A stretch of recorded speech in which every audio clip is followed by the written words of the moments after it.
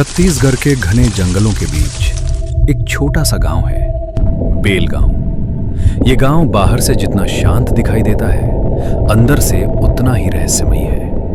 कुछ दिन पहले यहीं के जंगल में मिला था एक काला लॉकेट, और उसी लॉकेट से जुड़ा था 100 साल पुराना श्राप, जिसका केंद्र था काला डाक बंगला। लेकिन अब उस श्राप ने एक नया रूप ले लिया है, क्योंकि इस बार डर जंगल में नहीं। एपिसोड 1 की घटना के कुछ दिन बाद बेलगांव गांव में अजीब अजीब अफवाहें फैलने लगी। गांव के लोग आपस में धीरे धीरे बातें करते थे। कुछ कहते थे कि काला डाक बंगला फिर से जाग चुका है, और कुछ लोग दावा करते थे कि उस रात के बाद से गांव के बाहर बने पुराने मसान घाट में कुछ अजीब दिखाई देने लगा है। कहते हैं रात के समय शमशान के बीचों बीच एक सफेद साड़ी पहने औरत खड़ी दिखाई देती है। उसके लंबे काले बाल होते हैं और उसका चेहरा पूरी तरह अंधेरे में छिपा रहता है। जो भी उसे देखता है वो बिना पीछे देखे भाग जाता है। एक रात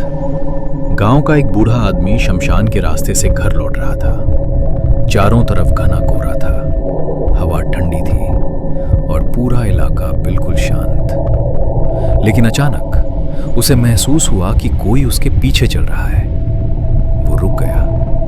उसने धीरे धीरे पीछे मुड़कर देखा, लेकिन वहां कोई नहीं था।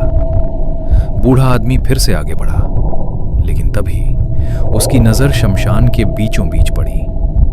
वहां एक औरत खड़ी थी, लंबे बाल, सफेद साड़ी, और उसका चेहरा अंधेरे में छिपा हुआ। बूढ़ा आदमी डर से कांप उठा। उसने कांपती आवाज में पूछा, कौन हो तुम?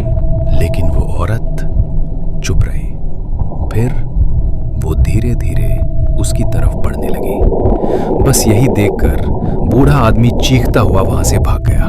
अगली सुबह पूरा गांव उसी घटना की चर्चा कर रहा था। कोई कह रहा था वो कोई आत्मा है, कोई बोला मसान घाट में भूत जाग गया है। लेकिन तभी गांव का एक बूढ़ा पुजारी बोला, नहीं, वो कोई साधारण आत्मा नहीं है। लोगों ने पूछा, तो फिर क्या है? पुजारी ने धीरे से कहा, वो किसी का इंतजार कर रही है। और ये सुनकर गांव के लोगों के दिल में एक अजीब सा डर बैठ गया। उसी समय 4 दोस्त शहर से बेलगांव गांव आए। उनमें से एक था रोहित। कुछ दिन पहले इन्हीं दोस्तों ने जंगल में जाकर एक काला लॉकेट पाया था।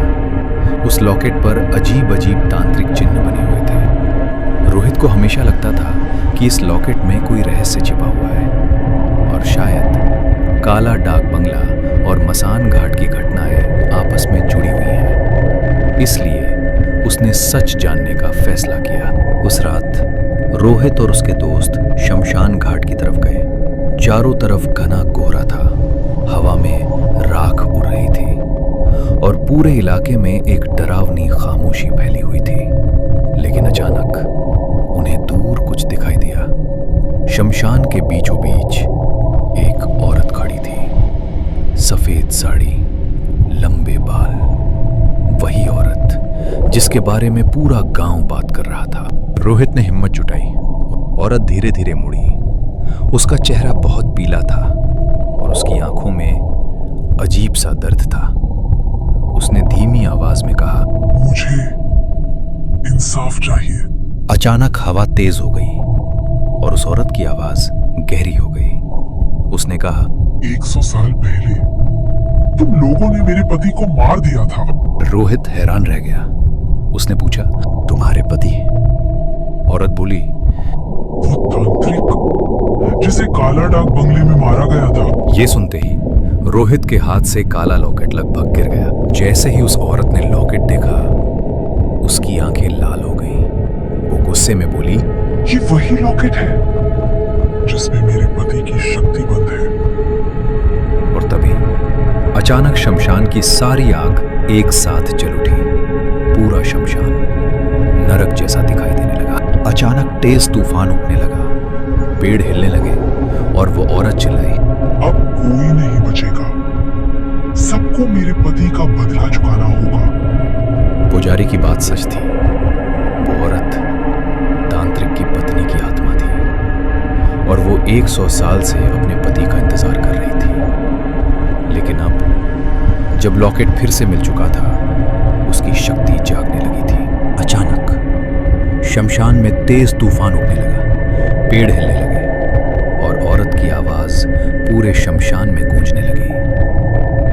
अब कोई नहीं बचेगा, सबको मेरे पति का बदला चुकाना होगा। रोहित और उसके दोस्त डर के मारे वहां से भागने लगे।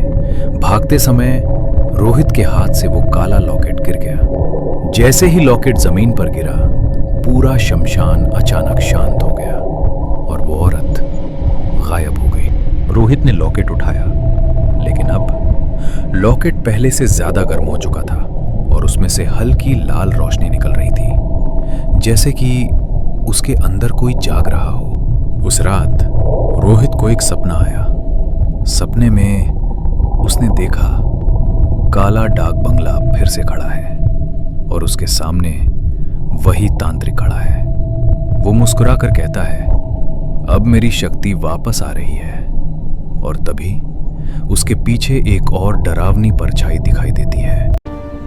कहानी अभी खत्म नहीं हुई, क्योंकि काला डाक बंगला का श्राप अब फैलने लगा है और असली डर अभी बाकी है।